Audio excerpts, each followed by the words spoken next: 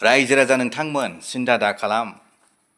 BPF आव ओरैबायदि लिडारफोर दं बिराद मोजां मोजां लिडारफोर दं बिथांमोनहा गासिबो डिपार्टमेन्टनि अनार जोब गासिबो डिपार्टमेन्टखौ बिथांमोनहा सलायजोबनो हायो साब्रैसो दङ BPF आव ओरैबायदि मोजां मोजां लिडारफोर ना गाज्रि होनजानाय नङा मानो होनना बुङोबा रिनजय बिथाङा दाखालिसो होनबावलायबायबा टेटआव पास जानानै थानाय मानसिफोरनो एपइन्टमेन्ट होजोबसिगोननो आरो बिथांमोना बिनि सिगां बुंदोंमोन जे जायफ्रा मेट्रिक एबा पिइउ आनजादाव टप 10 आव उथ्रिसारनो हानाय बिथांमोननो 3 लाख आरो 5 लाख होगोन होननानै नाथाय जाय डिपार्टमेन्टनि बिगोमा जाय डिपार्टमेन्टआव जिरायनानै दं दिनैसिमाव बिथाङा सुप्रिम कर्टनि खोथाखौसो बुंबाय थादों आरो बिथांमोनहा इलेक्सन जोबनाय लोगो लोगोनो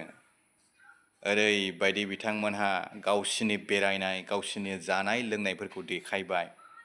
बेहाय नोङो आबौ दावराव देख्रेबा जाबायदि मिसाइल बमाखौ गावनानै होबाय गावफ्रुनानै होबाय माने सिलाय बारुदफ्रा जेरखम नोङो फ्राम फ्रिम बिरलाङो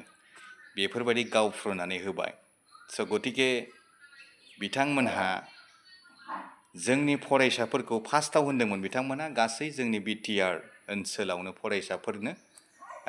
जायफ्रा मेट्रिक आनजाद बा पिइउ आनजादाव टप 10 आव उथ्रिसारनो हादों बा बर' बिजोंजों लिटार लानानै उथ्रिसारनो हादों बिथांमोननो 3 लाख आरो 5 लाख होगोन होननानै नाथाय दासिमबो होनो हायाखै आरो बिथांमोनहा मा बुंफिनखो उनावहाय जायफ्रा सरकारि स्कुलाव फरायनानै टप 10 आव उथ्रिसारनो हादों बिथांमोनहाल' मोनगोन होननानै बुंदों नाथाय आरो दा बुंबावबाय मा टेटआव पास जानाय मानसिफोरनो एपइन्टमेन्ट होजोबसिगोन नाथाय रबिराम सारा सुप्रिम कर्टनि खोथासो बुंबाय थादों नाथाय होनो हामारगोन ना हामारा बिथांमोनहालाय बेसेबां थगायनो नागिरखो पाब्लिकखौलाय बेसेबां थगायबाय थानो नागिरखो पाब्लिकखौलाय स' रायजो राजा नोंथांमोन बयबो नोंथांमोना साननानै नायदो दिनै बै मेट्रिक आनजाद आरो पिइउ आनजादावहाय जायफोर टप 10 आव उथ्रिसारनो हादोंमोन बिथांमोनखौ बरायदों बिथांमोनहा खालि 20,000 करिल' होनानै 20,000 करिल' होनानै बरायदों नाथाय दिनैसिमाव दासिमबो 5 लाख 3 लाखखौनो होनो हायाखै आनिफ्राय आरो गोदान जाफैबावबाय नै टेटआव पास जानायफोरनो एपइन्टमेन्ट होजोबसिगोननो नोंथांमोनहा